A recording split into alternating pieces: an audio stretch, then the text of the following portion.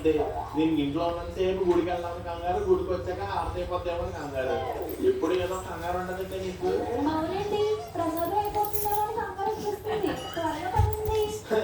నాకు ఇలాంటి పోతున్నా కూడా ఎలా పుట్టాడు వచ్చేది. ఇప్పుడు అర్థమైంది.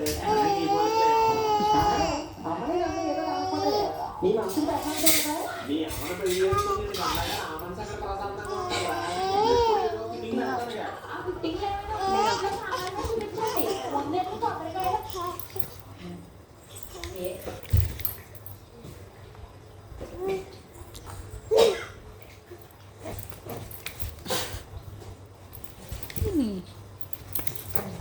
ఎందుకు కొట్టుకుంటున్నావు? ఎందుకు?